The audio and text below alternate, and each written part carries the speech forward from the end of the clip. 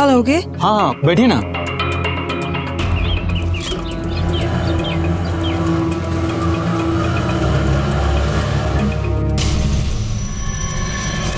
सिल्वी,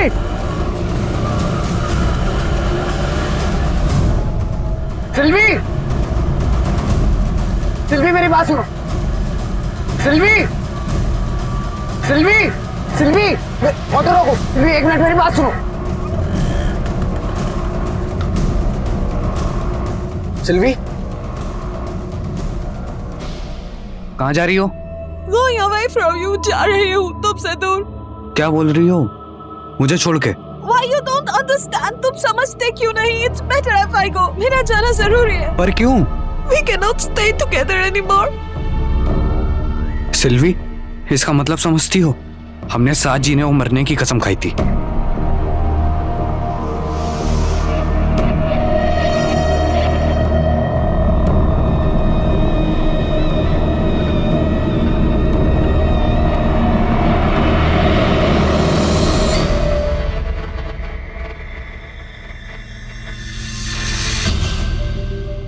कहते हैं कि विवाह एक ऐसा संबंध है जो ऊपर से बनकर आता है और यहाँ नीचे दुनिया में निभाया जाता है। आज देश में अंतर धर्म अंतर जातीय विवाह हो रहे हैं, लेकिन वहीं पर विदेश से आई हुई एक लड़की का एक साधारण ऑटो रिक्शा ड्राइवर के साथ विवाह कुछ मायनों में नायाब था। यूक्रेन की सिल्वी डी कॉस्ट्रो और मुंबई के महेश पाल की शादी जितनी चौंका देने वाली है, उसके पीछे छिपी कहानी उससे कहीं ज्यादा हैरान और परेशान कर देने वाली है। साहब, कल से हमारा बेटा बहू दोनों गायब हैं। साहब, हमारे बेटे को खोज दीजिए। आपके बेटे और बहू का नाम? महेश नाम है और हमारी बहू का नाम सिल्वी।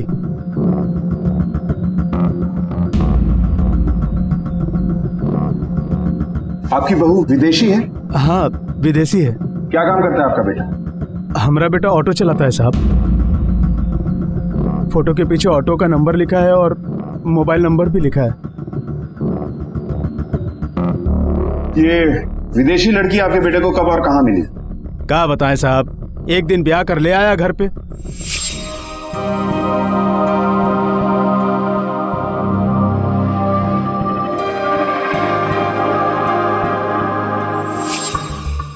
कहाँ से है आपकी बहू? किस मुल्क से? क्या नाम है? उक्रेन से है। साहब, वही उड़ा ले गई है हमारे बेटे को। हमारा बेटा उम्र में उसे छोटा है, न जाने क्या जादू कर दिया है उस पर। खोज दीजिए हमारे बेटे को साहब। घर में और कौन कौन है आप? बहुत छोटा परिवार है साहब, एक ठो बेटा है और एक बेटी है। सर, मेरे माँ बाप भाभी को पसंद नहीं करते हैं। भाभी बुरी नहीं है। अभी मेरी शादी के दिन हम उनकी ब्यूटी पार्लर में ही तैयार होने गए थे, वहीं उनसे हम पहली बार मिले। मधु, बाहर आ जा। ये अच्छी जगह लगती है, यहाँ चलते हैं। Yes sir. सिल्वी जी से मिलना था। 1 सेकेंड। सिल्वी मैम। Yes? चाहिए। Please come. मैं सिल्वी हूँ, I'm the owner. How can I help you? Madam, Mahesh. और ये ना मेरी बहन है मधु।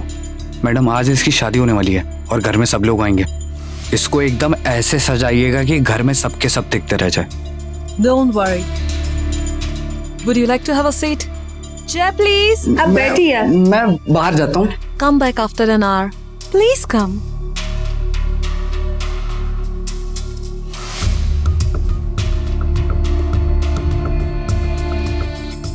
तुम्हारा भाई ऑटो चलाता है?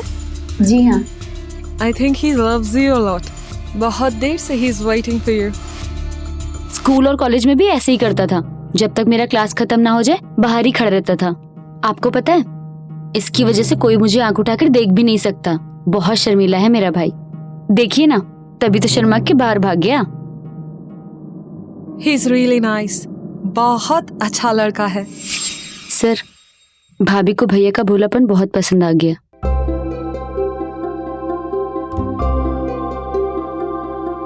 और भैया भी उनकी सुंदरता पे फिदा हो गए और उसके बाद वो मिलने जुलने लगे।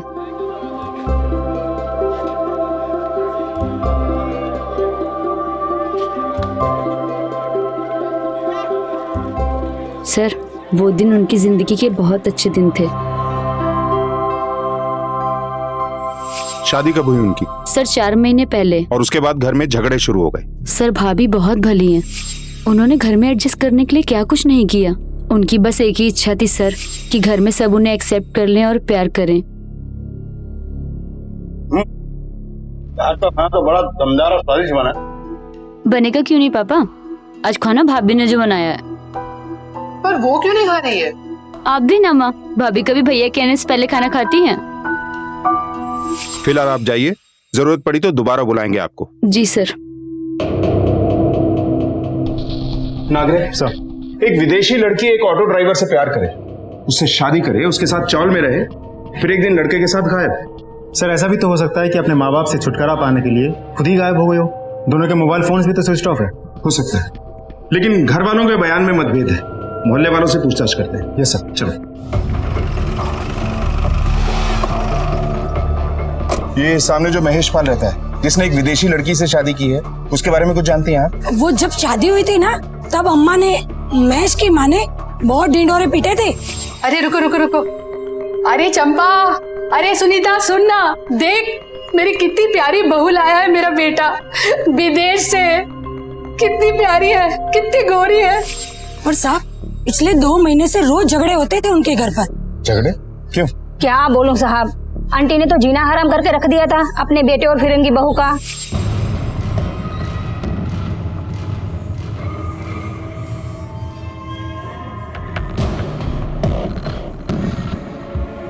रुक, क्या कर रही है? हमारी इज्जत का तो ख्याल कर। चल जा अंदर।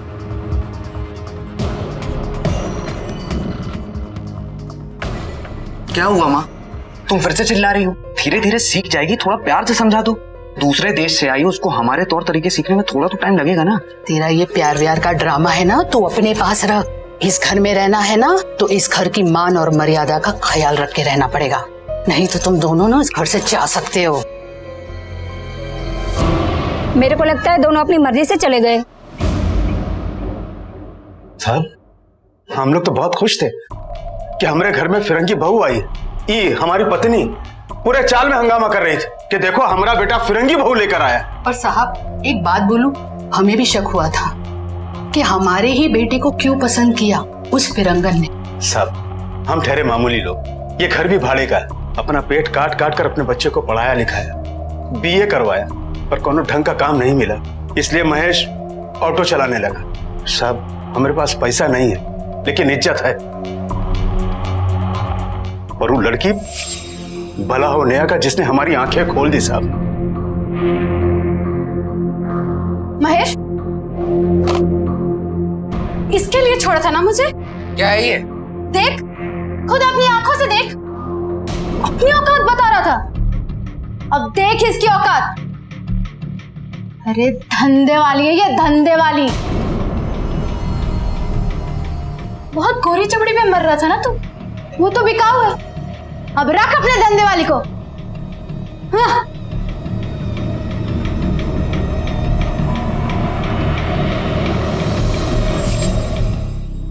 ये देखिए साहब, ये हमारी बहू है, देखिए। साहब हमें तो पहले शक था, लेकिन अब यकीन में बदल गया है। ब्यूटी पार्लर के नाम पर धंधा चलाती होगी। ये सब आप लोग अब बता रहे हैं, तब क्यों नहीं बताया जब थाने में रिपोर्ट लिखाने आए थे? ये मैगजीन तब क्यों नहीं दिखाई? साहब हम लोगों के लिए इज्जत सबसे ज्यादा है। हमारी बहू धंधा करती है, इसमें उसका क्या जाता है? इज्जत तो हमारी उछाली जाएगी ना सर। उल्टा आप लोग भी हम पर ही शक करेंगे। अब तो बस हमारा महेश जितनी जल्दी मिल जाए उतना अच्छा। हमारी बहू मिले ना मिले हमारी बला से। इन लोगों का मैरिज सर्टिफिकेट या इस लड़की का पासपोर्ट है आप लोगों के पास? नहीं साहब, ब्याह तो उसने मंदिर में किया था, और पासपोर्ट तो हम लोगों ने कभी देखा ही नहीं। अच्छा, घर से कुछ गायब हुआ है? मतलब पैसा या जेवर वगैरह कुछ? सब हमारे घर में है का जो गायब हो। बस एक बेटा है जो। महेश को जब इसके बारे में पता चला तो उसने क्या किया? वो क्या करेगा सर, उसकी आंखों में तो पर्दा पड़ा है ना। नागरे, इस एस्कॉर्ट सर्विस के नंबर का पता लगवाओ और ब्यूटी पार्लर की भी डिटेल निकलवाओ। हो सकता है ये लड़की किसी सेक्स रैकेट में इन्वॉल्व थी, लड़के को पता चल गया और इसी बात को लेकर कोई कांड हो गया। पुलिस के लिए ये सिर्फ एक पहेली नहीं बल्कि अपराध की एक गहराती गुत्थी थी, जिसे अगर जल्द ही ना सुलझाया गया तो ना जाने कितने और विचित्र परिणाम सामने आ सकते हैं। यहाँ पर एक विदेशी नागरिक का भी मसला था जो अगर तूल पकड़ लेता तो देश की छवि को दागदार कर सकता था, लेकिन पुलिस सच्चाई की तह तक जाने में कोई कसर नहीं छोड़ रही थी।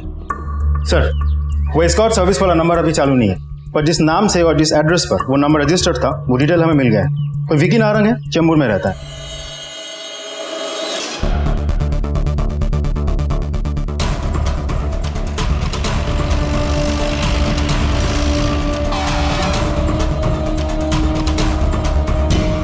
ये नंबर तुम्हारा है? नहीं साहब, ये मेरा नंबर नहीं है। तो फिर तुम्हारा नाम और एड्रेस पर रजिस्टर्ड कैसे है?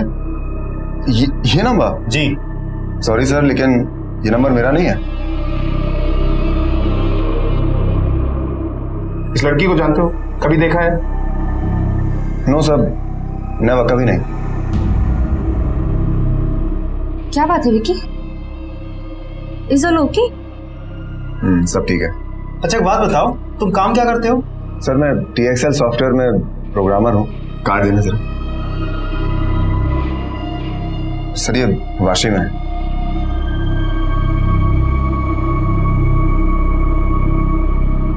पक्का इस लड़की को तुमने कभी नहीं देखा, नहीं जानते हो इसे? एब्सोल्युटली नॉट सर, और ये नंबर भी पता नहीं किसी ने मेरे एड्रेस पे कैसे ले लिया। थैंक्स।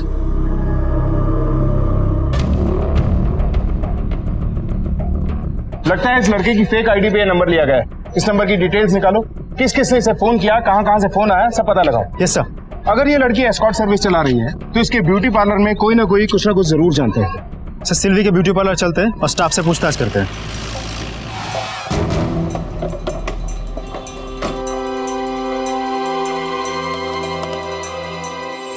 सर सिल्वी मैम बहुत अच्छी लड़की थी।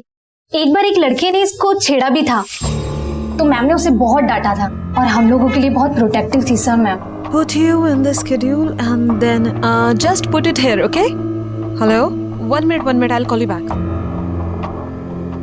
हेलो मैडम, थोड़ी मसाज कर दो। चाहिए मुझे तकलीफ हो रही है, मसाज। पुलिस तुम्हारी मसाज करेगी। Leave. हट, go. इज्जत, रिस्पेक्ट और सम्मान, सर सभी चीजों का वो बहुत ख्याल रखती थी। सर आप ही बताइए कि वो धंधे का काम कैसे कर सकती हैं? किसी ने बहुत ही घटिया मजाक किया है। थैंक्स। सर मैंने सबका बैकग्राउंड चेक करवाया, ना ही ये ब्यूटी पार्लर और ना ही इस पार्लर में कोई भी लड़की इस धंधे में शामिल है। सब क्लीन है। नागरे, सिल्वी की फोटो को मीडिया में रिलीज करो। वैसे मुझे लगता है कहीं ऐसा तो नहीं कि महेश की किसी से दुश्मनी थी और ये लड़की उसकी चपेट में आ गई। हालांकि उसके माँ बाप ने तो हमें कुछ नहीं बताया। वो बताएंगे नहीं, हमें पता करना होगा।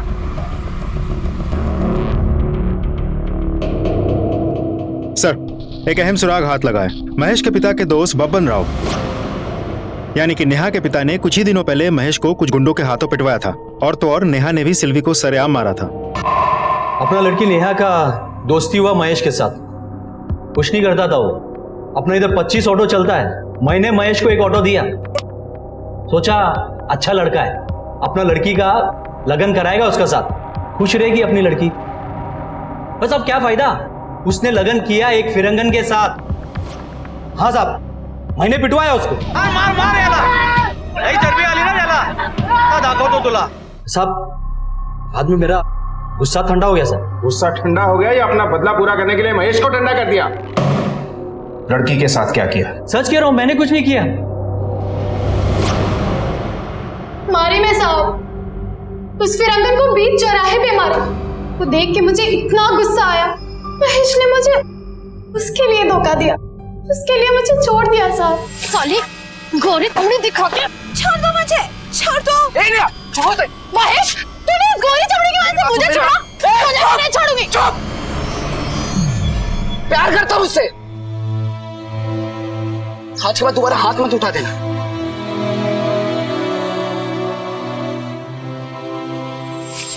और अब क्या कर सकते हैं साहब, शादी हो गई है उसकी। देखा मैंने, बहुत खुश थे दोनों। जो हो गया सो हो गया। पंगा काय को करने का साहब। अब क्या छुपा रहा है तू? साहब ये मामला तो बहुत पुराना है, तब जब हुआ था तब सेटल हो गया था, ऐसा हमको लगा।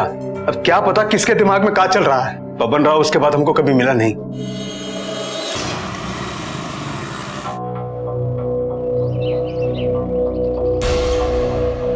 फिरंगी मैडम, अरे बाबा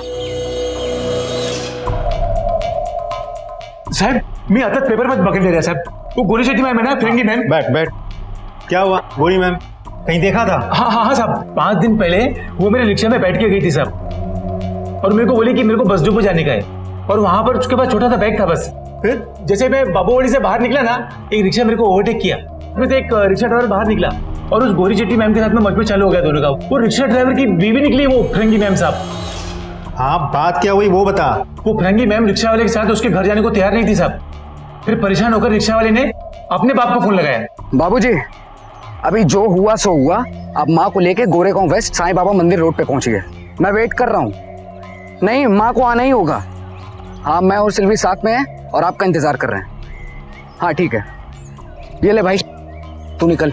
वो रिक्शा वाला मेरे को रिक्शे का भाड़ा दिया और उस फिरंगी मैम को अपने ऑटो में लेके निकल गया साहब।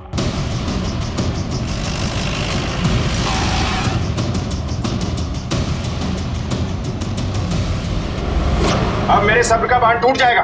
हर रोज एक नई बात निकल के सामने आती है। तुम लोग अपने बेटा बहू से मिले थे ना, जिस दिन वो लोग घर छोड़ के गए?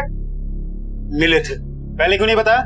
सब आप हम पर शक करते इसके लिए। किस बात का शक करते? साहब, सिल्वी उस रोज अपना सामान समेटकर घर छोड़कर चली गई। हमने भी सोचा कि भला टली, पर रास्ते में महेश मिल गया उसे। एक बात साफ कर देता हूँ, शादी की है मैंने इससे, ये पत्नी है मेरी, और इसकी पिछली जिंदगी में जो कुछ भी हुआ उससे मेरा कुछ भी लेना देना नहीं है। सुन लो, और उन कागज के टुकड़ों को कचरे के डिब्बे में जाकर फेंक दो। और अगर ये हमारे साथ नहीं रह सकती है तो उस घर में मैं भी नहीं रहूंगा। बड़ा असर हो रहा है तुझ पर इसकी गोरी चमड़ी का। हाँ, इस बाजारू लड़की के लिए तू हम दोनों को छोड़ेगा? माँ, बहू है तुम्हारी, सभा संभाल के बात करो। अरे साले, तुम्हारी जबान कितनी चढ़ गई है? बहुत ज्यादा बोल रहा है। अरे आगे बात कर। आपसे बात करें, मुझसे बात करें। Wait. I lost my own parents, but I got them back in you. क्या बता रही है? I know I'm not up to your expectations, but believe me, Mom, Dad, I'm going away to keep you all happy. आपके सिवा मेरा कोई नहीं है, लेकिन मैं आपके लायक नहीं हूँ। माँ, बाबूजी, मैं इसके बिना नहीं रह सकता हूँ, और अगर ये वहाँ नहीं रह सकती तो फिर मेरा भी होने का कोई मतलब नहीं है। अब वो सब छोड़ो और घर वापस चलो। अभी आप लोग जाओ, हम लोग थोड़ी देर में आते हैं, और वो बैग भी लेते जाना। वो लोग वहीं रह गए सर, लौटकर वापस नहीं है। फोन भी बंद कर दिया उन्होंने। सब एक बात बोल, जरूर उस सिल्वी ने ये कांड करवाया है। अब तो बस हमरा महेश जितनी जल्दी मिल जाए उतना अच्छा। एक बात सुन लो कान खोल के तुम लोग, अगर अब भी कोई बात छुपा रहे हो ना, तुम्हारा बुढ़ापा सलाखों के पीछे कटेगा। सर, आपको लगता है ये पति पत्नी हमसे कुछ छिपा रहे हैं? पता नहीं, पर मुझे लगता है कि उस दिन मंदिर वाले रोड पर झगड़े के दौरान ही कोई कांड हुआ होगा। हाथापाई तो हुई थी, और वो अब भी आदत के मुताबिक कुछ छुपा रहा है। हाँ बोल, क्या? कहाँ? नागरे, लगता है सिल्वी मिल गई।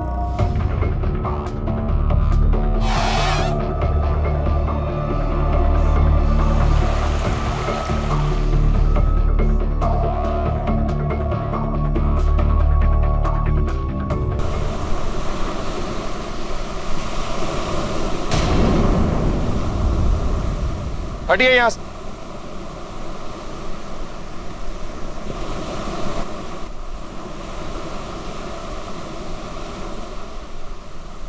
एम्बुलेंस बुलाओ और बॉडी को पोस्टमार्टम के लिए भेज दो। Yes sir. सिल्वी मिल गई, यानी उसकी लाश। तुम सब ने मिलकर सिल्वी को मार डाला, और अब तुम्हारा बेटा महेश फरार है। साहब, सब आपको लाश समंदर के किनारे मिली।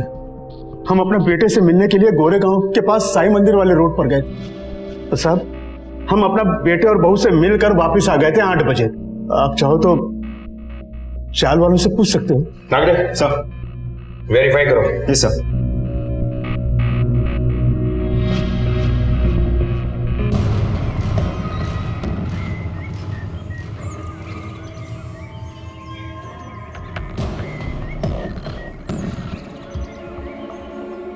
पुलिस की तहकीकात में कई सुराग सामने आए थे। यहां तक कि सिल्वी की लाश मिलने के बाद एकाएक सिल्वी भी आरोपी से विक्टिम बन गई थी। सुराग की कड़ियों में कहीं एक कड़ी थी जो अब तक पुलिस के हाथ नहीं लगी थी। महेश, कोई एक तथ्य था जिसका पता पुलिस को इस मसले का हल दिला सकता था।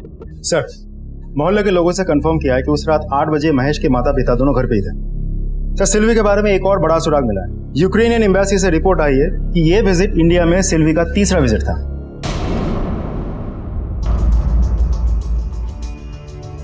मधु से फोन पे कंफर्म करो। Yes sir.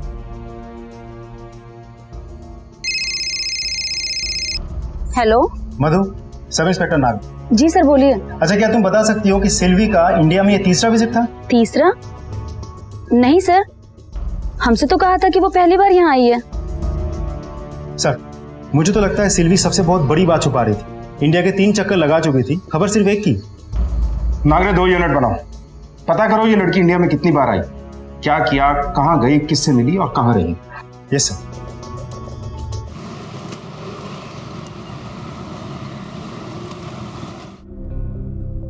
सर, कोई खबर? सर, अपने दूसरे ट्रिप दिसंबर 2014 में सिल्वी ने एक शादी और की थी।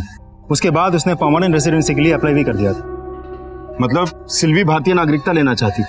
सर, अभी तो साल भर भी नहीं गुजरा, उसने चेंबूर फैमिली कोर्ट में डाइवोर्स के लिए एप्लीकेशन दायर किया था।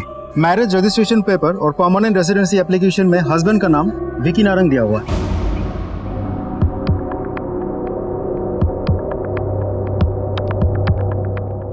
सर, स्कॉट सर्विस के कॉल रिकॉर्ड्स आ गए। सर, इसमें बहुत सारे नाम हैं। ये देखिए, सारे मर्दों के नाम, विनीत, मनोज, अनवर, संजय। सर, दिसंबर 2014 से मार्च 2015 तक इस नंबर पे बहुत सारे कॉल्स आए थे।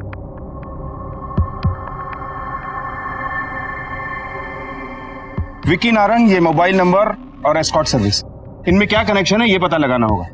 और इन नामों में से जो सबसे ज्यादा फोन किया करते थे, इन सबको भी उठाओ तुरंत। और विक्की नारंग, इसकी भी प्रोग्रामिंग करनी होगी, आईटी प्रोग्राम है।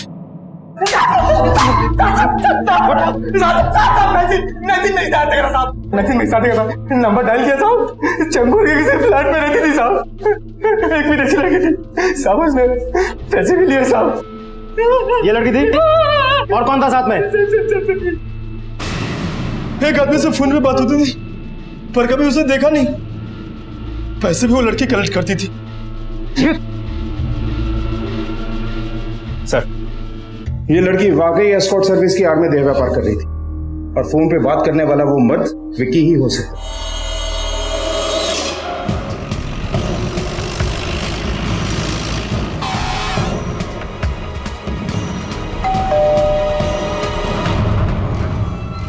कल सुबह ऑफिस के लिए निकले पर अब तक घर नहीं आए वो। क्या आप विक्की को शादी से पहले से जानती हैं? जी? मैंने पूछा, अपने पति को शादी से पहले से जानती थी आप? वो एक्चुअली हमारी अरेंज मैरिज थी। जून 2015 में हमारे पेरेंट्स ने ये शादी अरेंज करवाई थी। पर आप लोग ये सब क्यों पूछ रहे हैं? अच्छा, ये विक्की आईटी सेक्टर में ही काम करता है या कोई बिजनेस भी है इसका? बिजनेस? बिजनेस का तो पता नहीं, पर वो 6-7 साल से आईटी में ही काम कर रहे हैं। मुझे तो यही पता है। सर, विक्की के ऑफिस में पता किया, वो कल ऑफिस नहीं आया था और आज अभी तक नहीं आया। क्या? ऑफिस में नहीं है? पर मुझे तो बोल कर गए थे कि मैं ऑफिस जा रहा हूँ। आपके कोई रिश्तेदार वगैरह कोई है आसपास? पेरेंट्स रहते हैं पुणे में। बुला लीजिए। अगर विकी के बारे में हमें कुछ पता लगता है तो हमको बताएंगे। आप भी ऐसे ही करना। ठीक है।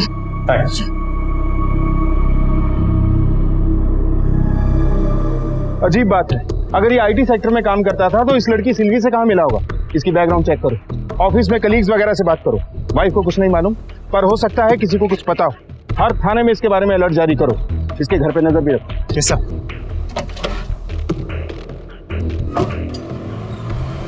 विदेशी नागरिक सिल्वी की हत्या के बाद पुलिस 2 थियरीज पर काम कर रही थी।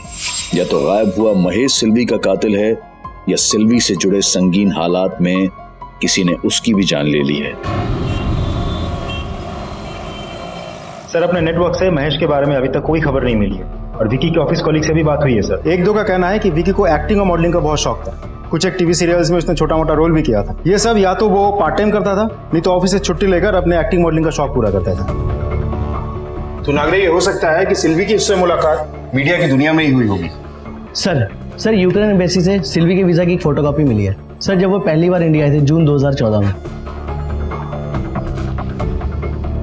वर्क वीजा पर आई थी। ये अनूप मेहरा ने रेकमेंड किया था। क्यूबी प्रोडक्शन के रिकमेंडेशन लेटर पर इसको वीजा मिला था। एड्रेस भी है। चलो नागरे, पता करते हैं।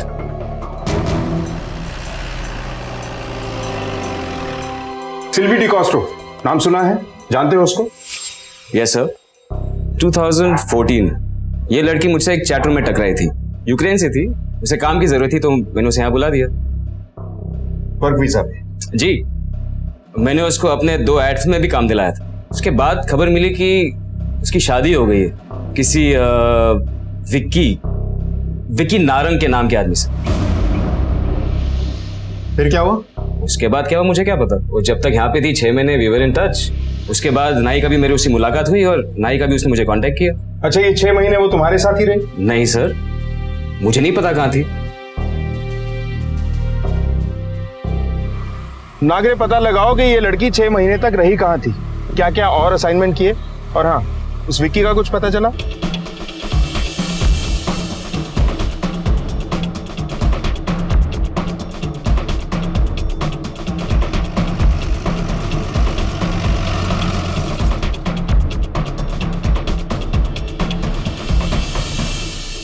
आइए सर, मेरा क्या एसोसिएट। बैठो।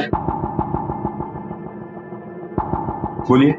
सर, अनूप मेहरा जी ने उन 6 महीनों में 16 एड फिल्म बनाए, लेकिन सिल्वी को सिर्फ एक ही एड फिल्म में काम दिया। ये सिल्वी रहती कहाँ थी? सर, अब रहेगी कहाँ? अनूप मेहरा जी के साथ रहती थी। सर, सिल्वी का मुंबई में कोई उनके सिवा था भी नहीं। अनूप मेहरा जी उसकी मदद करते थे, उसे अपने साथ रखते थे और काफी एक्सप्लॉइट भी किया। ये मेहरा पुलिस के साथ होशियारी कर रहा है। चलो, क्यों गया तेला? Yes sir.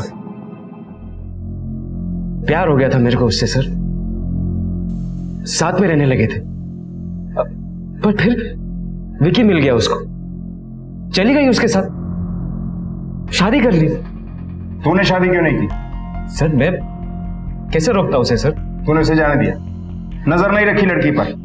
नहीं सर, कोई कांटेक्ट नहीं रखा सर।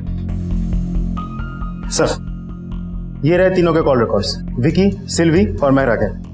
उन 6 महीनों के बाद भी ये सब लोग एक दूसरे के साथ टच में थे। कॉल्स आई और गई।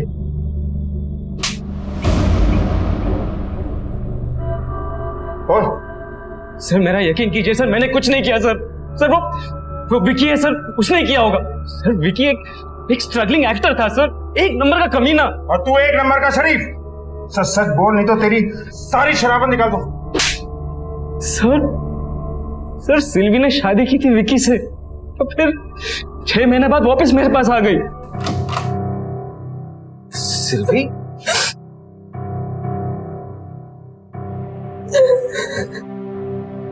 Used me. He put me into prostitution. शादी तो बस बहाना था. Put me in frustrate. I was in escort service. Every day he used to go 2 to 4 people and beat me when I refused. Please help me. I have no one to speak. Silvi, don't worry, मैं तुम्हारे साथ हूँ, okay?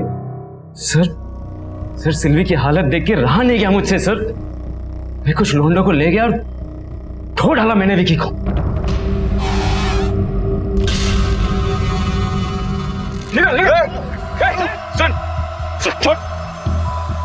Silvi तेरे को divorce papers भेजेगी।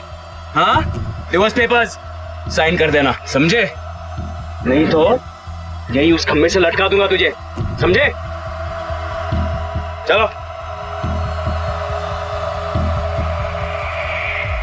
Sir, वो लड़की तो विकी से भी कमी नहीं निकली सर। ये सब होने के बावजूद भी मैं उससे शादी करने को तैयार था। वो 2 महीने मेरे घर पे रही सर, लेकिन एक दिन मेरे अलमारी से 12 लाख रुपए कैश लेके भागी वो।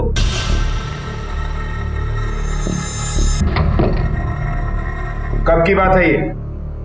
सर, 21 जून 2015। उस दिन से परेशान हूं सर। ये दिन मैं कभी नहीं भूल सकता हूँ। सर हो सकता है महेश को सिल्वी की देह व्यापार की सच्चाई पता चल गया हो और उसने सिल्वी को मार दिया हो। महेश से शादी भी इसने 8 महीने बाद की, जनवरी 2016। और ये मेरा बोल रहा था कि सिल्वी उसके पैसे लेके भागी। कहीं ये ब्यूटी पार्लर भी सिल्वी ने उसके पैसे से तो नहीं बनाया?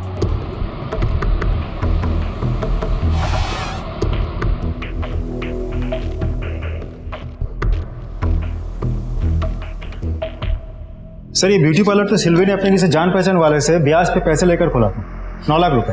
इसका मतलब ये मेरा झूठ बोल रहा। हाँ बोल, क्या, किधर ले गया उसको? यहाँ लड़की को धंधे पे लगाया, बहुत शराफत का नकाब लगा के घूमता है। सर तो मैं और क्या करता, मेरी एक्टिंग वगैरह कुछ नहीं चल रही थी, इसलिए लड़की ईएमआई खाने लगा। दूसरे मुल्क से लड़कियां इस देश में बड़े भरोसे के साथ आती हैं और तुझ जैसे हैवान उन्हें नोच लेते हैं। सर वो फिरंगन सिल्वी अनूप मेहरा के पास चली गई थी और फिर उसके आदमी ने मुझे बहुत मारा, इसलिए सर मैंने सिल्वी को तलाक दे दिया और ये एक्टिंग लाइन भी छोड़ दी। सब छोड़ छाड़ के सर मैं अपनी IT फील्ड में वापस चला गया था। वो मेरे माँ बाप ने मेरी शादी करवा दी, बस इतना ही जानता हूँ सर मैं। ये तो तेरी कहानी के पन्ने हुए। सिल्वी की किताब खोल। सर आज से कुछ 6 दिन पहले मैंने सिल्वी को 16 तारीख को गोरेगांव के आसपास देखा था सर।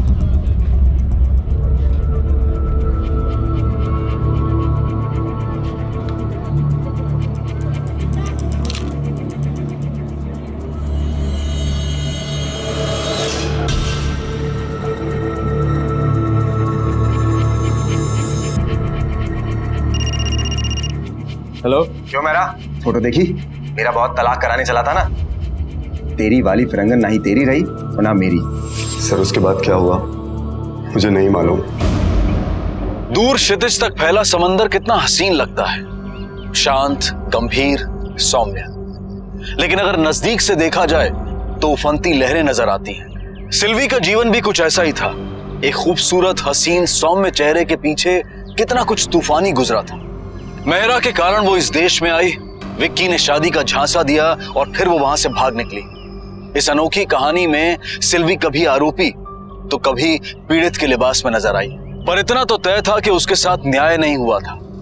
कौन था वो जिसने उसके साथ अन्याय किया और मौत की सजा भी मुकर्रर कर दी? विक्की मिल गया है और उसने अपना जुर्म भी कबूल कर लिया है। सर मैंने पहले ही कहा था सर। एक बार फिर से बोल, सच सच बोल और आखिरी बार बोल। जल्दी बोल, नहीं तो तेरी हड्डियों से कबूल करवाऊंगा। बोल। सर विकी के ताने सुन के मैं आग बगल हो गया था सर। सिल्वी का नशा होता नहीं था सर, मुझे सिल्वी चाहिए थी। मैंने उसका एड्रेस पता करवाया, फिर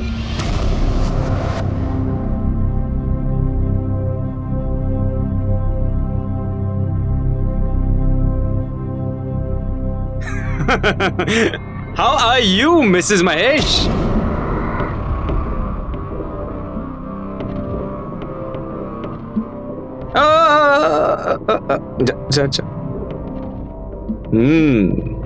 शादी की 3rd इनिंग्स मुबारक। तो अरे कैसा लग रहा है इस बार ऑटो वाले से शादी करके? तुम्हारी औकात भी वही है। You used me for your lust. Vicky was worse. He not only used me but sold me too. But Mahesh, he respects up. Despite knowing all the facts about me, he does. तुमसे लाख बेहतर है वो, auto वाला। He's a real man.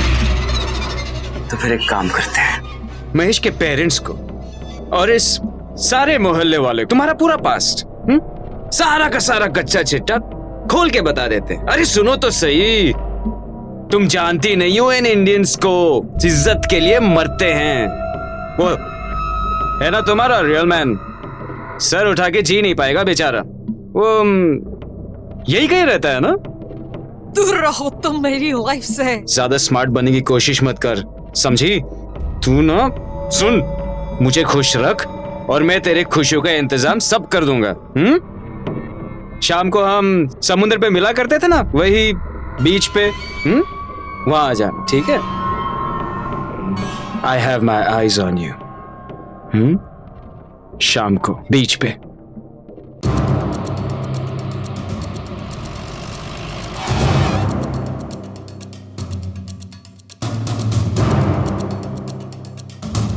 हट जाइए यहाँ से, हटिए प्लीज, एक सेकंड देखने दीजिए, हटिए।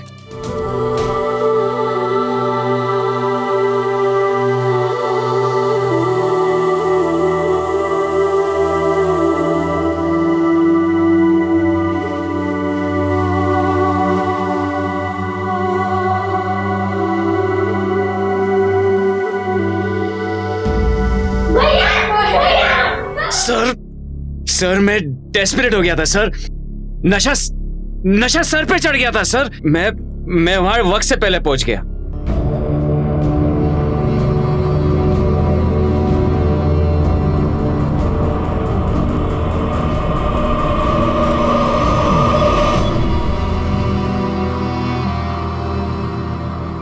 सिल्वी के साथ महेश भी आया हुआ था। My past is haunting me. Anoop मेरा वो आदमी है जिसने मुझे एक्सप्लॉइट किया है। आज वो है, कल कोई और होगा। Now he's blackmailing me.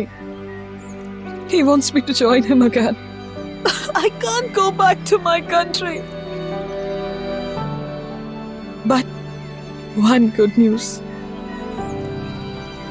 मैं माँ बनने वाली हूँ।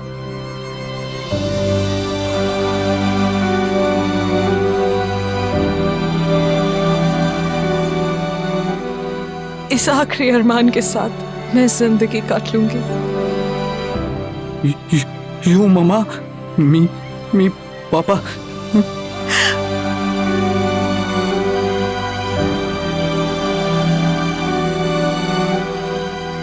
हर हाल में तुम्हारा साथ निभाने की कसम खाई है मैंने, और मैं हूं ना तुम्हारे साथ।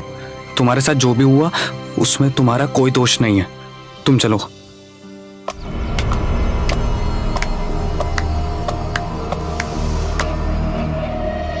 कंग्रेचुलेशंस, प्रेग्नेंट हाँ?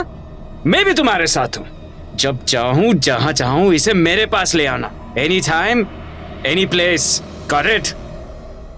साले, पराए देश से अपने देश में आई हुई बेबस लड़कियों का फायदा उठाता है तू। Cool boy cool. एक फिरंगी के लिए हम आपस में लड़ रहे हैं यार। मिल बांट के खाते हैं ना। You some me some, good friends bro. चल हट। Come on baby, come on baby। सिल्वी को जाने दे, उसका तुझसे कुछ भी लेना देना नहीं। क्यों बे साले, तू भी उसकी दलाली खाना चाहता है क्या?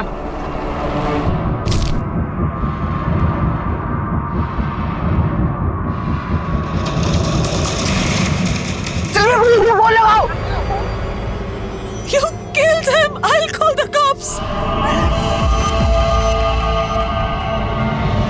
दोनों मर चुके थे। हवस की आग में आदमी इस हद तक गिर सकता है, मैंने सोचा भी नहीं था। हम किसी भी जाति, धर्म या देश से क्यों ना हो, लेकिन इंसान की मौलिक संवेदना एक सी होती है। वो देश और काल के परे होती है। यूक्रेन की सिल्वी डी कोस्टा के मासूम सपने किसी भारतीय लड़की से अलग नहीं थे। वो कुछ बनना चाहती थी, अपनी गरीबी, अपनी बदहाली से ऊपर उठना चाहती थी।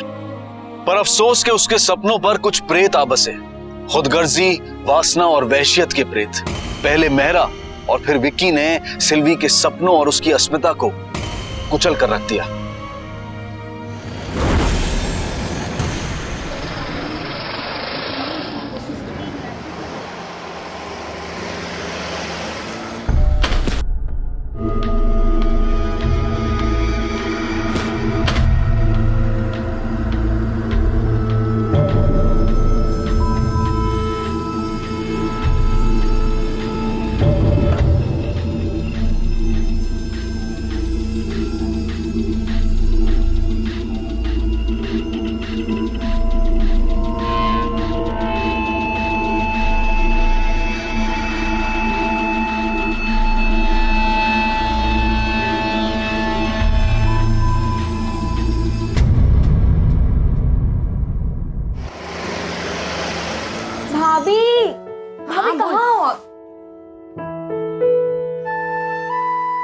एकदम हीरोइन जैसी दिख रही है।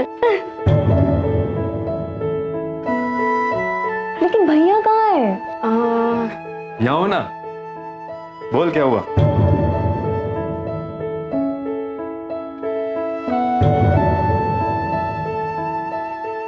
हाँ हाँ, भानु भी तो है ना, है? वो अपने सगे बड़े भाई की बात कर रही है, धर्म की। इस रस्म के लिए उसकी जरूरत है। लेकिन चाची जी मैं भी तो चचेरा भाई है तू, और कोई गलत फहमी है तो बता, वो भी दूर कर दूं मैं। अरे यार तू टेंशन क्यों लेता है, मैं हूं ना। कितना पैसा हुआ आप? 120 रुपया। ये लीजिए, चले अब। अरे यार शाम को ना बहन को देखने के लिए कुछ लोग आ रहे हैं। हाँ, मुझे आने में थोड़ा देर हो जाएगी, पर आऊँगा ज़रूर। शाम को बैठ के दारू शारू पियेंगे, ठीक है? चल ठीक है, मिलता हूँ मैं रात को। ओके।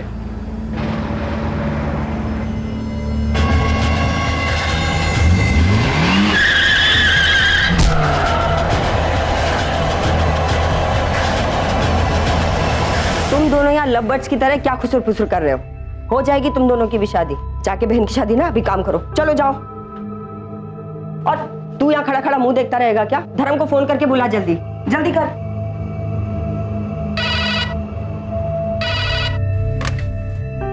हेलो, क्या?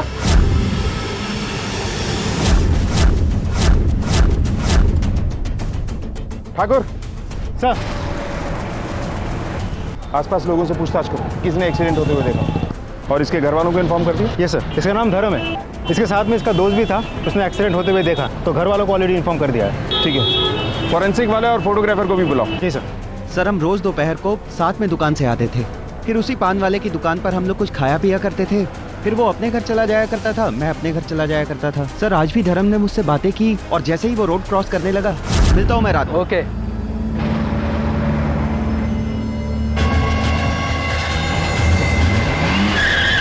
ट्रक ड्राइवर की शक्ल देखी थी आपने? ट्रक का नंबर? हाँ सर, ट्रक ड्राइवर का हल्का हल्का चेहरा मुझे याद है।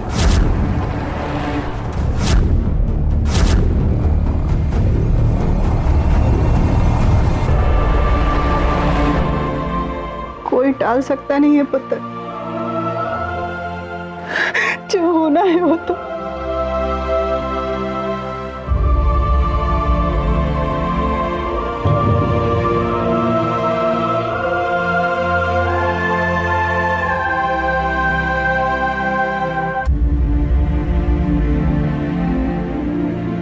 धर्म भैया का हाथ आज तक हम सबके ऊपर था।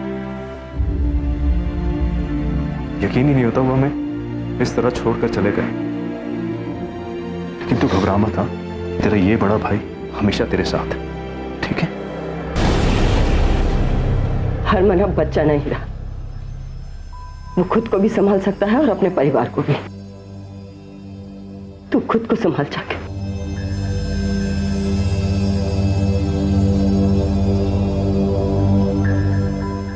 गलती हो गई, सब रात भर गाड़ी चलाई, एक पल के लिए आग झपकी और एक्सीडेंट हो गया। पब्लिक के डर से नहीं रुका था, उन्होंने लोग मुझे वहीं मार डालते। आंखों में इतनी नींद थी तो कहीं किसी धावे पे सुस्ता लेता, तेरी लापरवाही की वजह से एक आदमी की जान चली गई।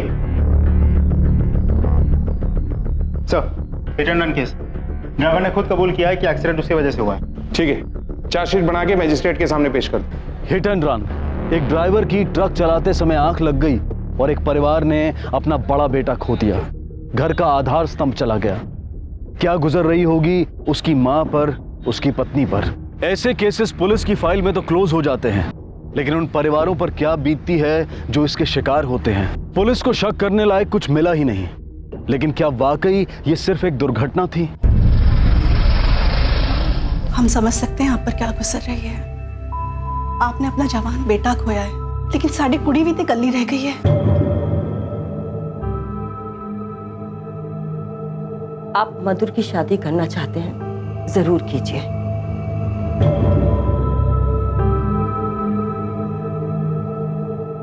हम नहीं, आप लोग जो भी सोच रहे हैं सही सोच रहे हैं, हमें सच में कोई एतराज नहीं। मैं शादी करने के लिए तैयार हूं।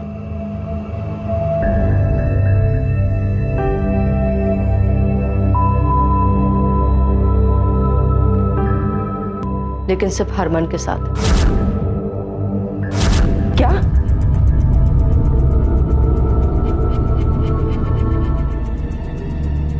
ये तो आप ही की घर की प्रथा है ना, चादर ओढ़ाने की प्रथा कि अगर बड़ा भाई ना रहे तो छोटे भाई को उसकी पत्नी की जिम्मेदारी उठानी होगी।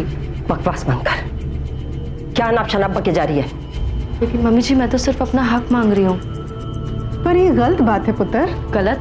आज आपको सही और गलत के बीच का फर्क नजर आ रहा है? आप तब कहाँ थी जब हरमन खुद बेझिझक धर्म जी के सामने हमारे कमरे में मेरे साथ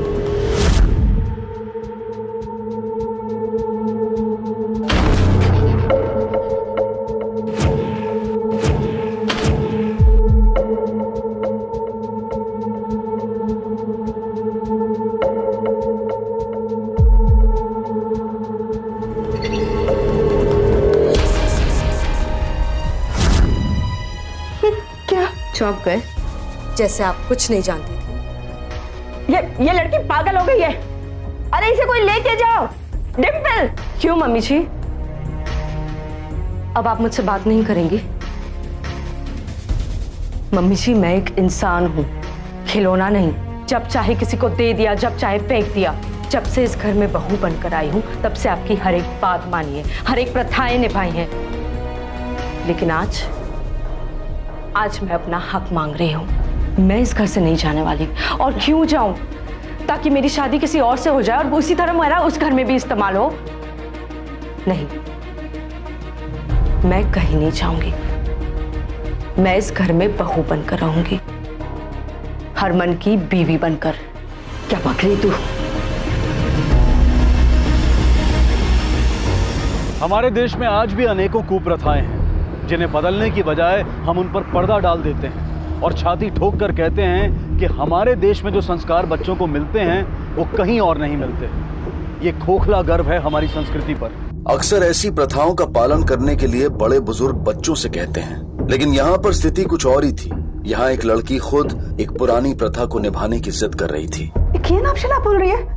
मेरी तो कुछ समझ में नहीं आ रहा है। बकवास कर रही है। आपकी बेटी की अकल ना। तेरी हिम्मत कैसे हुई सब बोलने की? छोड़ो मुझे। निकल यहाँ से। निकल यहाँ से। मेरे घर मेरे खानदान पर कीचड़ छालेगी। निकल यहाँ से। नहीं जाऊंगी। कीचड़ तो तुमने उछाला है इस घर पर और पूरे खानदान पर। उस दिन और उसके बाद हर वो दिन जब तुमने मेरे साथ जबरदस्ती की। और जब मैं अपना हक मांग रही हूं तो हाय तौबा। तेरी हिम्मत कैसे बोलने की? वो ठंड रख यार। कर क्या रहा है?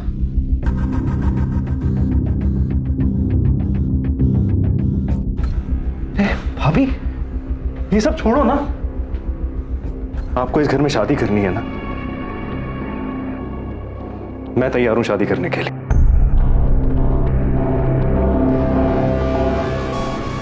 नहीं, मुझे नहीं मंजूर है। मैं शादी करने के लिए तैयार हूं, लेकिन सिर्फ हरमन के साथ। भाभी मान जाओ ना, इसमें किसी का नुकसान नहीं है और बात घर की घर में ही सुलझ जाएगी। चल बेटा, पुत्र, कोई जरूरत नहीं है, कोई जरूरत नहीं है, रहने दी। चल। नहीं, मैं ये घर छोड़कर नहीं जाऊंगी। मैं कहीं नहीं जाऊंगी। भारती, इसका दिमाग खराब हो गया है। छोड़ दो इसे यहाँ पर। इसे जो जी भी चाहे उसका करने दो। चलो यहाँ से। चलो।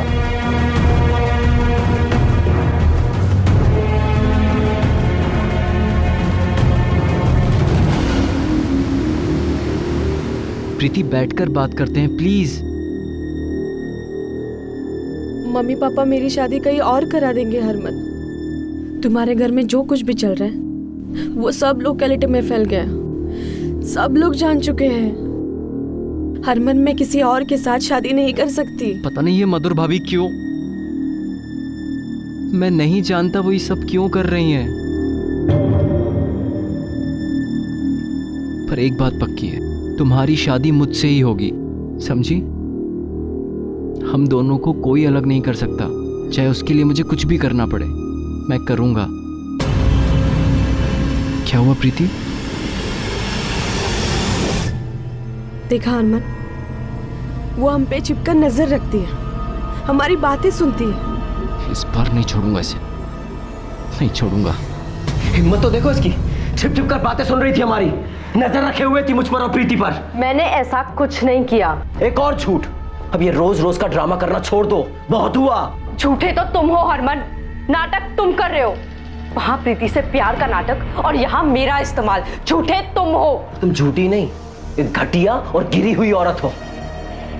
सोती हो भानु के साथ और दुनिया के सामने नाम लेती हो मेरा, ताकि मुझे फंसा सको। हरमन!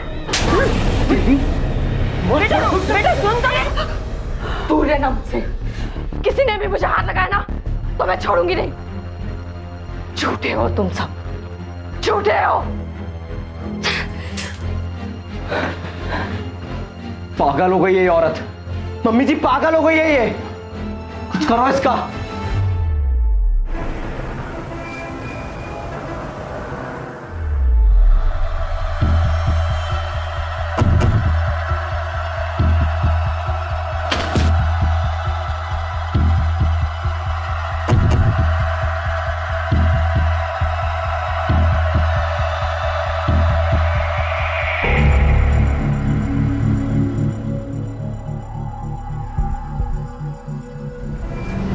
सर, कोई मुझे मारने की कोशिश कर रहा है। मुझ पर हमला किया है।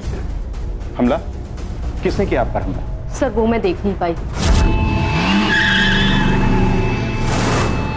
और सर ये पहली बार नहीं हुआ है। और आप अब आ रही हैं हमारे पास कंप्लेंट करने के लिए? आपको पहले आना चाहिए था। ठाकुर सर, इनसे डिटेल्स लो और जहां जहां इन पे हमला हुआ है वहां पूछताछ करो। शायद किसी ने कुछ देखा। Yes sir. और इनके परिवार से भी बात करनी होगी।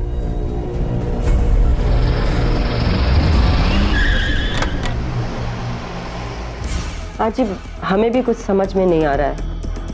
हमें भी नहीं पता वाकई में कि क्या हुआ है। देखिए ये पहली बार नहीं, इससे पहले भी इन पर 2 बार जानलेवा हमला हो चुका है। हाँ ये कह रही है ऐसा, लेकिन कितना सच है? अच्छा, आप में से कोई भी इनके साथ पुलिस स्टेशन में रिपोर्ट लिखाने क्यों नहीं आया? अरे क्यों आए सर, हमारा दिमाग ठिकाने पर है, इसकी तरह नहीं। सर ये औरत मनगढ़ंत कहानियां बनाती है और ये हमले वाली बात भी या तो इसका वहम है या फिर झूठ। और आपको ऐसा क्यों लगता है कि इन पर वाकई में हमला नहीं हुआ है? ये मतलब आप इतने कॉन्फिडेंस से कैसे कह सकते हैं कि ये झूठ बोल रही हैं? ठीक है, अभी तो मैं यहां आकर सवाल कर रहा हूं। अगर मेरे सवालों का सही जवाब नहीं मिला तो आप में से एक एक को पुलिस स्टेशन में आके जवाब देने होंगे। इंस्पेक्टर साहब ये पहले भी बहुत झूठ बोल चुकी है। दरअसल एक पुरानी घिसी पिटी प्रथा के नाम पर वो हरमन से शादी करने की जिद कर रही थी। मैं शादी करने के लिए तैयार हूँ, लेकिन सिर्फ हरमन के साथ। क्या? ये तो आप ही के घर की प्रथा है ना कि अगर बड़ा भाई ना रहे तो छोटे भाई को उसकी पत्नी की जिम्मेदारी उठानी होगी। आपने कुछ देखा था?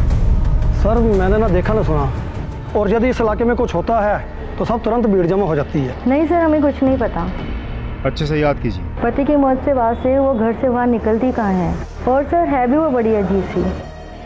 ठीक है, ऐसा कैसे हो सकता है कि किसी ने आप पे अटैक किया और आपने कुछ देखा ही नहीं? सब रास्ता सुनसान था, आसपास कोई नहीं था। चलिए मान लेते हैं, फिर भी मदद के लिए आप चिल्लाई तो होंगी। सर मैंने चिल्लाने की कोशिश की थी, लेकिन मैं इतनी डर गई थी कि गले से आवाज ही नहीं निकली और मैं सीधा घर की तरफ भाग गई। मम्मी जी किसी ने मुझे टेम्पो से मारने की कोशिश की। फिर से नया नाटक क्यों कर रही हो ये सब? वैसे भी तुझे मारकर किसी को क्या मिलेगा मधुर? जब से धर्म गया है ना, तब से रोज नया बखेड़ा इस घर में। थोड़ा मुश्किल है ना यकीन करना। चलिए मान लेते हैं किसी ने आप पे हमला किया और आपने कुछ नहीं देखा, लेकिन किसी ने भी कुछ नहीं देखा, ना आपको देखा ना उस हमलावर को देखा। वैसे ये है कौन जो आपकी जान लेना चाहता है और क्यों? ये चादर उड़ाने की जिद आप ही की थी ना? और कोई रास्ता भी तो नहीं है मेरे पास। लेकिन सर मैं सच कह रही हूँ, मैं बहुत डर गई थी। आपको किस पर शक है? सर मुझे मेरे देवर हरमन पर शक है और भानु पर भी। पहले तो शादी के लिए हाथ मांगा। आपको इस घर में शादी करनी है ना? मैं तैयार हूं शादी करने के लिए। मुझे नहीं मंजूर है। भाभी मान जाओ ना, इसमें किसी का नुकसान नहीं है और बात घर की घर में ही सुलझ जाएगी। और फिर कल रात वो रूम में ही घुस गया।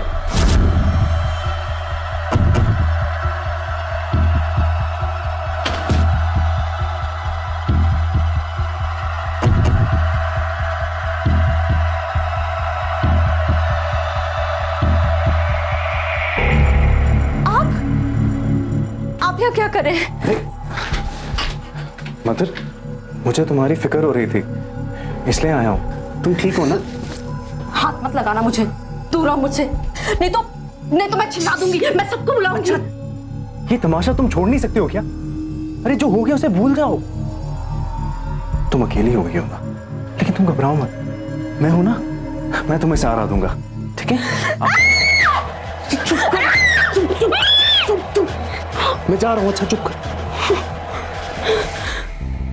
मैं यहाँ तेरे लिए आया था, लेकिन तेरे तो नखरे ही बढ़ गए। मुझे मना करके तूने अच्छा नहीं किया, इसका बदला जरूर लूंगा, याद रखियो। कहीं उसके साथ भी तो आपका कोई संबंध तो नहीं था? नहीं सर। और हरमन के साथ? मैं मना कैसे करती? जो भी होता था मेरे पति के सामने होता था।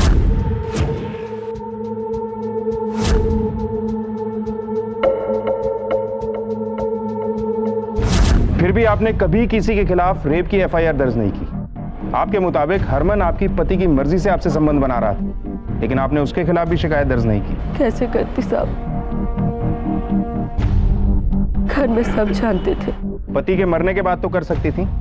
चादर उसी से उड़नी है, तो शिकायत कैसे करती? देखिए, अगर आपको ऐसा लगता है कि आपको आपके ससुराल के सदस्यों से ही अपनी जान का खतरा है, तो आपको यहाँ नहीं रहना चाहिए, क्योंकि पुलिस घर के अंदर प्रोटेक्शन नहीं दे सकती। नहीं सर, ये लोग यही चाहते हैं, लेकिन मैं कहीं नहीं जाऊंगी। मैं अपना हक लेकर रहूंगी। फिलहाल आप अंदर जाइए। मधुर पर भरोसा करें तो उसे ऐसा लगता है कि उसके ससुराल में कोई ऐसा है जिससे उसे अपनी जान को खतरा है। सर, बड़ी अजीब बात है। मधुर के मुताबिक उसके ससुराल में उस पर अत्याचार हुआ है, लेकिन फिर भी वो ये घर छोड़ के जाना नहीं चाहती। सर, जिस इंसान ने उस पर अत्याचार किया, जबरदस्ती की, उसी से चादर ओढ़ने की जिद पर अड़ी हुई है।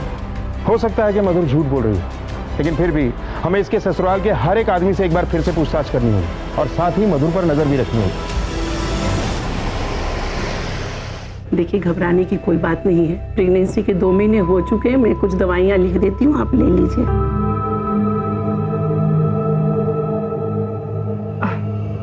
Thank you doctor.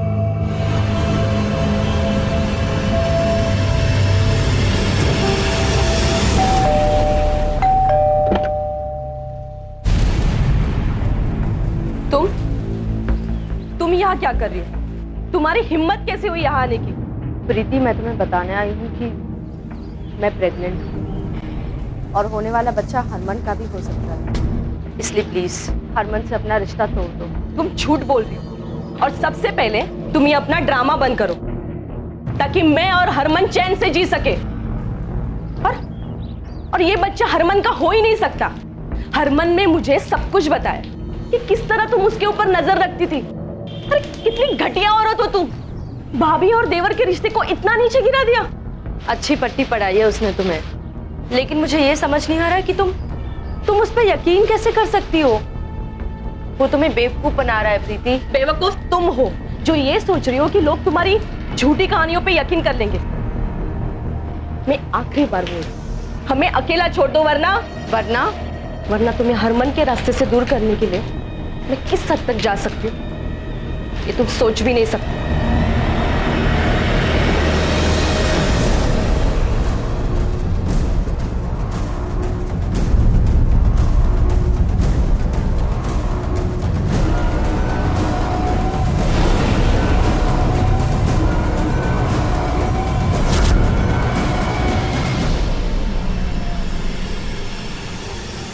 ये जमानत पे छूटा है।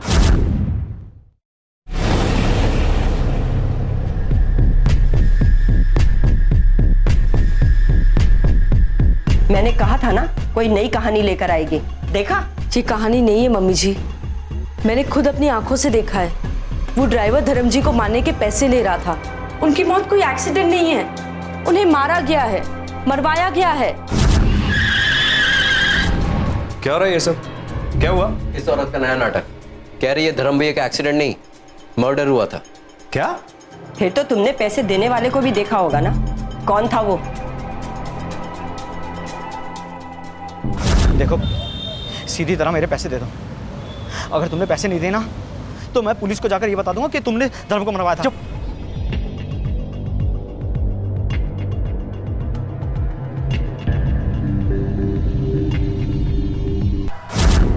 क्या क्या बोल रही हैं आप ये? मेरा भानु अपने ही भाई को मरवाएगा? अरे धक्के मार के निकालो बाहर इसे। घर तोड़ना चाहती है हमारा, पहले पति को खा गई, अब हमारे ऊपर उंगली उठा रही हो। अरे माँ, सनकी हो गई है औरत। आप लोग मेरा यकीन मानिए, मैंने खुद इसे उस ड्राइवर को पैसे देते हुए देखा है। मैं सच बोल रही हूँ। पर सच क्या था और कौन सच बोल रहा था? मधुर, भानु या फिर हरमन? सच की कई परतें खुलनी थी। फोन रिकॉर्ड्स ने एक्सीडेंट की पूरी कहानी खोल दी। तो देर किस बात की? आज ही कुंडली खोल देते हैं इस परिवार की।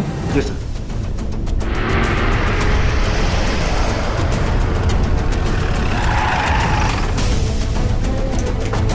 भानु कहाँ है?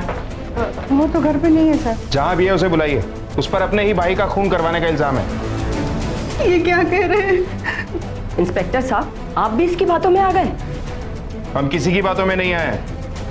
ट्रक ड्राइवर ने खुद बयान दिया है कि भानु ने ही उसे धर्म का खून करने के लिए पैसे दिए थे। झूठ बोलेगा ना तो तेरे कॉल रिकॉर्ड सारी सच्चाई बयान कर देंगे। अब बता, किसने पैसे दिए थे एक्सीडेंट करवाने के लिए? भानु से 5 लाख रुपए तय हुए थे।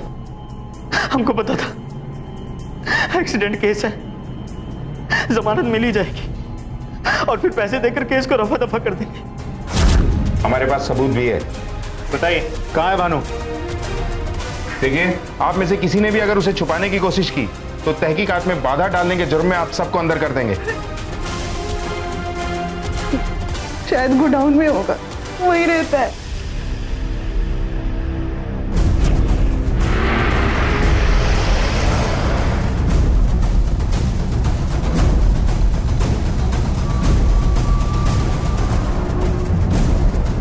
खून, अच्छी तरह से तलाशी लो सारी जगह की। उधर देखो।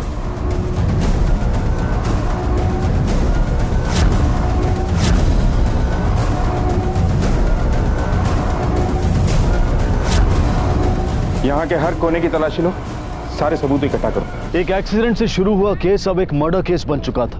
भानु जो मधुर से शादी करना चाहता था, जिस पर धर्म के खून का शक था, वो ही मर चुका था। भानु की मौत से सबसे ज्यादा फायदा सिर्फ मधुर को होता, क्योंकि हरमन तक पहुंचने का रास्ता उसके लिए साफ हो जाता। मौत इवनिंग में 5 से 7 के बीच हुई है। कैंची से वार किया गया है। कुर्सी पर ब्लड स्पॉट्स थे, मतलब किसी ने वार तब किया जब वो कुर्सी पर बैठा था, मगर लाश हमें कुर्सी पर नहीं मिली, थोड़ी दूर मिली। मतलब कोई उसे घसीट के वहां तक ले गया, या ये खुद किसी तरह से वहां तक पहुंचा और ढेर हो गया। हत्या कैंची से हुई, जो किसी भी घर में आसानी से मिल जाती है। हो ना हो, ये हत्या इस परिवार से ही जुड़ी हुई है। धर्म को, अपने बड़े भाई को तो पूछता था मेरा बेटा, उसे मारने की तो सोच भी नहीं सकता, फिर भी मधुर ने इल्जाम लगाया। अब तक तो आपको ये पता चल ही गया होगा कि भानु की मौत से सबसे ज्यादा फायदा किसको होने वाला था। हम आपके मुंह से सुनना चाहते हैं। सर, मधुर और कौन हो सकता है, क्योंकि वही थी जो उस वक्त घर से बाहर थी। मेरी तो अपनी जान को खतरा है, मैं क्या किसी और को। और वैसे भी मैंने फैसला कर लिया था कि मैं शादी करूंगी तो हरमन से। फिर भानु जो भी चाहे, वो मेरी मर्जी के बिना मुझसे शादी नहीं कर सकता था। धर्म को भानु नहीं मरवाया था, इसमें कोई शक नहीं है। क्यों? क्योंकि उस ड्राइवर ने कहा। अरे मधुर ने ही उस ड्राइवर से झूठ बुलवाया होगा भानु को फंसाने के लिए। उसे रास्ते से हटाने के लिए मुझे उसे मारने की जरूरत नहीं थी। लेकिन तुम बदला भी तो ले सकती हो, अपने पति की मौत का बदला। अगर अब बात चली है तो मैं आपको एक बात बता दूं, भानु की नजर मेरी जायदाद पर थी, इसीलिए मुझे गुस्सा आता था। क्योंकि मेरा भानु अपना फर्ज समझकर उससे शादी करनी चाहिए, लेकिन मेरे बेटे की यही शराफत उसकी मौत बन गई। काश भानु मेरे हाथ से ही मरता। उस दिन कहाँ थी आप 5 से 7 के बीच? सर, मैं अपनी मंगेतर प्रीति के साथ था, आप चाहे तो उसे पूछ सकते हैं। मेरी तबीयत खराब थी, मुझे चक्कर आते थे, इसीलिए अपने कमरे में ही रहती थी। सब ने मेरा बहुत ख्याल रखा, सिवाय एक की। कौन? मधुर, वही नहीं थी घर पर। मेरी तबीयत खराब थी, इसलिए मैं डॉक्टर के पास गई थी। तो समझ में नहीं आ रहा झूठ कौन बोल रहा है, मधुर या उसके ससुराल वाले? मधुर के पास मोटिव तो है, लेकिन वो उस टाइम घर पर नहीं थी उस दौरान हमारे कांस्टेबल ने उसे डॉक्टर की क्लिनिक से निकलते हुए देखा था। उसने किसी से मदद ली होगी? लगता नहीं। सर, ये मधुर कहीं एक्टिंग तो नहीं कर रही है? बेचारी का, एक बेचारी औरत इतनी जिद्दी हो सकती है? हो भी सकता है। उस प्रीति से बात हुई? जी सर, प्रीति ने कहा कि हरमन उसके साथ ही था। शायद दोनों मिले हुए हैं, दोनों ही झूठ बोल रहे होंगे। शक तो सिमर और डिंपल पर भी जाता है। दोनों के पास वजह थी। माँ को बेटे से बहुत प्यार था, हो सकता है वो उसकी मौत का बदला लेना चाहती हो। और दूसरी तरफ डिंपल को भी अपने भाई से बेहद लगाव था। आखिर पुलिस को मधुर पर विश्वास होने लगा, लेकिन अब भी इस बात का कोई ठोस सबूत नहीं था कि भानु की मौत में उसका हाथ ही ना हो। प्रीतो रिलैक्स, प्रीतो मेरी बात तो सुन। देखो हरमन, जब तक ये मधुर हमारे रास्ते से हट नहीं जाती ना, तब तक कुछ सही नहीं होगा। तो ठीक है ना, उसे रास्ते से ही हटा दूंगा वंस एंड फॉर ऑल, तब तो सब ठीक हो जाएगा ना। प्रीतो मैं तुझे बाद में फोन करता हूँ। क्या करेगा तू? कैसे रास्ते से हटाएगा मधुर को? मार देगा, खून करेगा तू? हाँ करूंगा, जरूरत पड़ी तो करूंगा। जीना हराम कर दिया उसने मेरा। अरे उसे मार कर तुझे क्या मिलेगा? जेल चला जाएगा। सारी की सारी जिंदगी सामने पड़ी है, पूरी बर्बाद हो जाएगी। देख पुत्र, बड़े बेटे को मैं खो चुकी हूं, दूसरे को खोना नहीं चाहती। और मैं प्रीतो को नहीं खोना चाहता। आप समझ क्यों नहीं रही हो माँ? 2 टके की मधुर को मारूंगा तो कम से कम प्रीतो के साथ जी तो पाऊंगा। अब मैं नहीं रुकने वाला। अरे पुत्र, पुत्र, पुत्र, पुत्र, मेरी बात तो सुन पुत्र।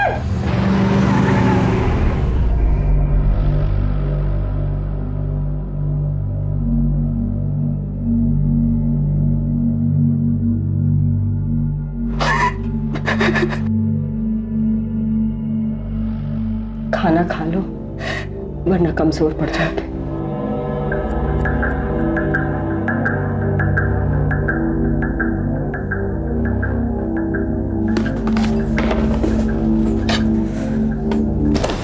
पास भी मत आना।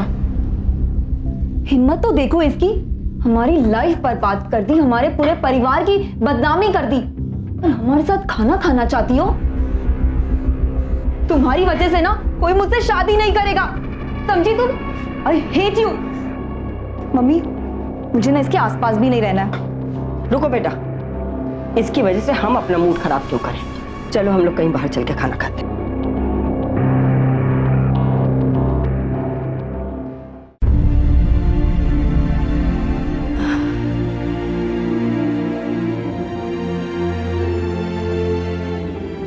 कितनी बुरी हूं ना मैं।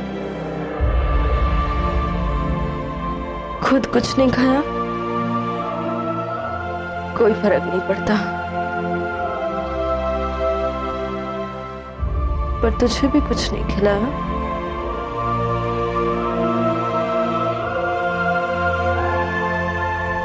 तुझे तो खाना ही होगा।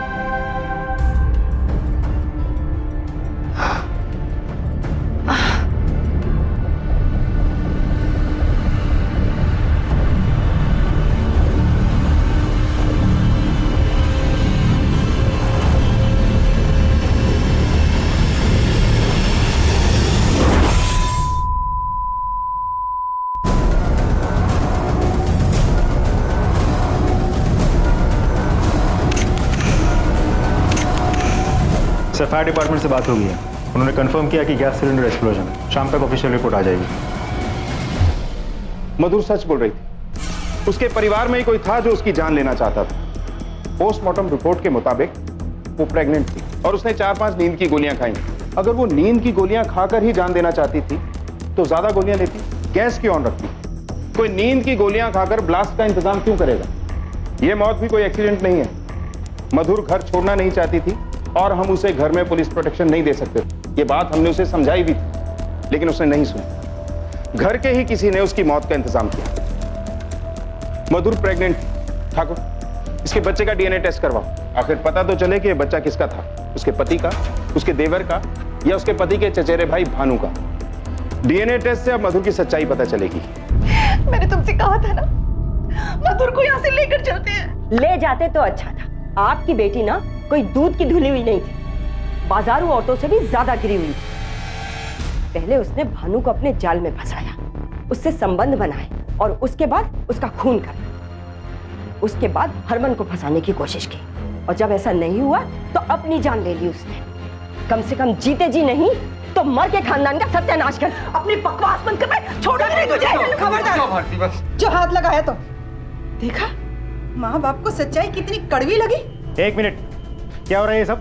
बंद कीजिए और चलिए हमारे साथ थाने। ले चलो इसे। अरे ये क्या जबरदस्ती है? जबरदस्ती अभी तक शुरू नहीं हुई है, अगर जरूरत पड़ी तो वो भी करेंगे। चलो आप भी चलिए। अरे लेकिन मैंने क्या किया? मैं तो इस फैमिली का हिस्सा भी नहीं हूँ। हमें सब पता है, आपको भी चलना होगा। चलिए आप लोग, लेकर आओ। तो ना तुम अपने भाभी के साथ सोते थे, ना तुम्हारा कोई गलत रिश्ता था। सर वो औरत झूठ बोल रही थी। उसकी कोख में जो बच्चा था उसका डीएनए तेरे डीएनए से मैच करता है।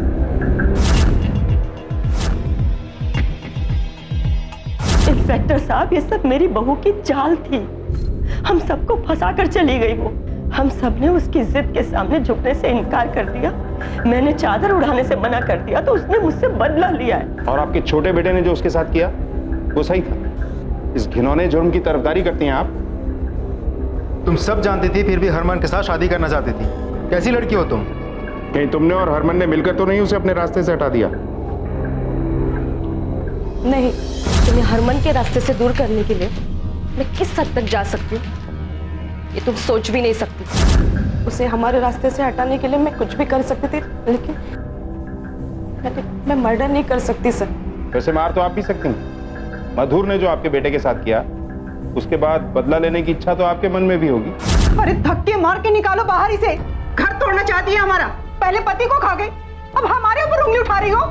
नहीं सर, मैं किसी की जान नहीं ले सकती, लेकिन हाँ मेरी जेठानी ले सकती, उनका बेटा भी, यहाँ तक कि उनकी बेटी डिंपल भी।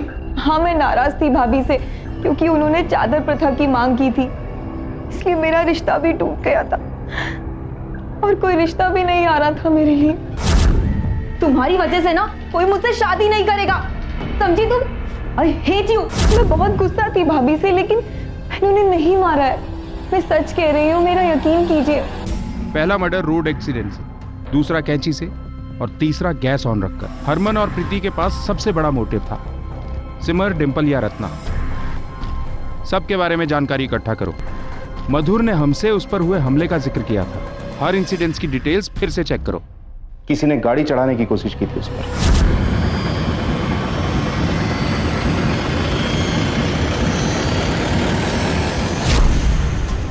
सर, सिर्फ इतनी जानकारी मिली है कि एक छोटा सा टेम्पो था, नंबर था DL04। इससे ज्यादा तो कुछ पता नहीं चला। एक और बात सर, ये दूसरी बार किसी ने उसके गला दबाने की कोशिश की।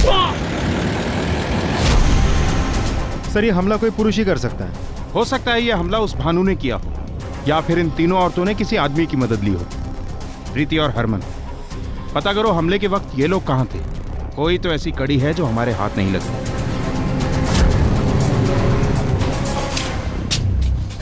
अब तो इंस्पेक्टर साहब आपको यकीन हो गया ना कि हम में से कोई भी खूनी नहीं है।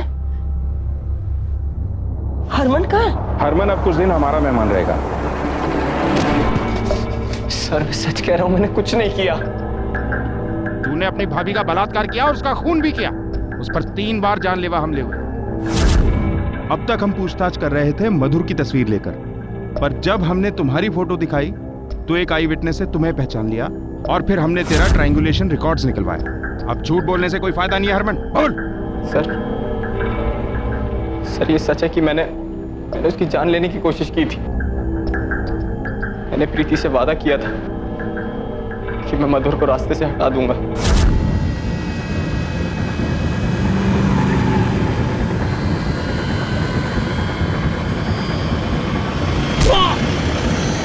पर वो हर बार बच गई। एक रात पहले भी मैंने उसको मारने की प्लानिंग की थी। कैसे रास्ते से हटाएगा मधुर को? मार देगा, खून करेगा तो हाँ करूंगा, जरूरत पड़ी तो करूंगा। देख पुत्र, बड़े बेटे को मैं खो चुकी हूँ, दूसरे को खोना नहीं चाहती। और मैं प्रीतो को नहीं खोना चाहता। आप समझ क्यों नहीं रही हो माँ? 2 टके की मधुर को मारूंगा तो कम से कम प्रीतो के साथ जी तो पाऊंगा। और मैं सच कह रहा हूँ सर, मैंने उसको नहीं मारा। मेरी बात पे यकीन कीजिए सर। सर, मुझे लगता है हरमन झूठ बोल रहा होगा। उसी ने गैस ऑन करके छोड़ दिया होगा।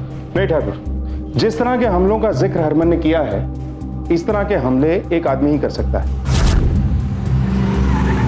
कैंची से किसी का खून कर देना या फिर गैस ऑन करके किसी की हत्या करना, ये तरीके उसके नहीं लगते। एक बार को मैं ये मान सकता हूं कि वो मधुर की हत्या कर दे, लेकिन भानु को मार के उसको क्या मिलता? भानु से तो उसको फायदा ही था। भानु मधुर से शादी करके उसका रास्ता क्लियर कर देता। ठाकुर, मुझे लगता है कि किसी एक ने ही भानु और मधुर दोनों की हत्या की। सर, कोई ऐसा जो दोनों से नफरत करता था? नहीं, हत्या की वजह हमेशा बेइंतहा नफरत नहीं होती, बेइंतहा प्यार भी हो सकता है।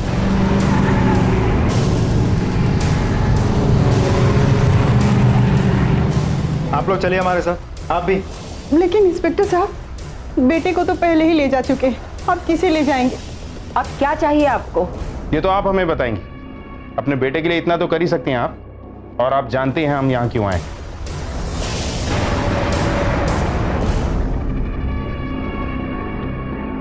मार डाला?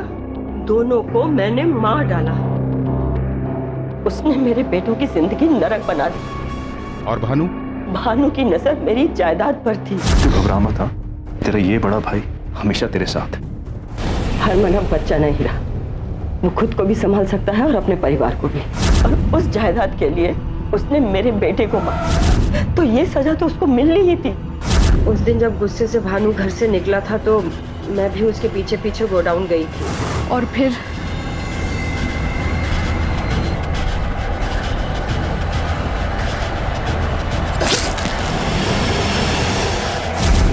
मैंने मधुर को भी मार डाला।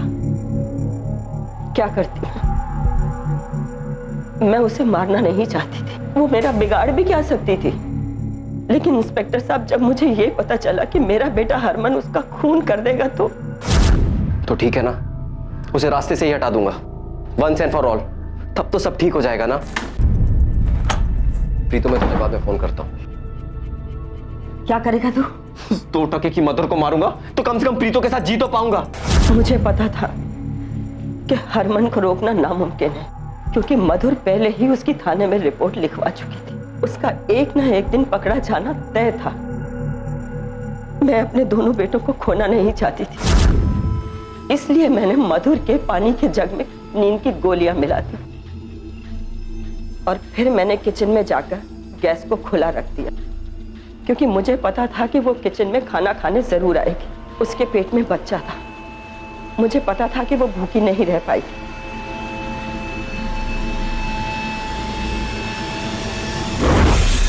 बहुत प्यार करती हूँ मैं अपने बेटों से और उनके लिए कुछ भी कर सकती हूँ। आपने 3 खून किए। पहले आपने अपने भतीजे भानु को मारा, फिर अपनी बहू के साथ साथ उसके पेट में पल रहे उसके बच्चे को भी मारा। ये कैसी ममता थी माँ की? हर माँ अपने बच्चों के लिए जान दे सकती है, उनकी बुराइयों पर, उनकी कमियों पर पर्दा डालती है। ये ममता नहीं, अंधा प्यार है। और ऐसे प्यार से ना तो बच्चों का भला होता है और ना ही परिवार का। ये उसकी अंधी ममता ही थी कि हरमन ने गलत राह पर कदम रखे। लेकिन क्या हासिल हुआ ऐसी ममता से, ऐसे प्यार से? आज दोनों माँ और बेटे पुलिस की हिरासत में हैं। हर मसला कानून बनाने से हल नहीं होता है। जरूरत है कि हम आईने के सामने खड़े होकर अपने प्रतिबिंब को देखें, उसकी आलोचना करें, बदलें अपने आप को। शुरुआत हमेशा व्यक्ति से होती है।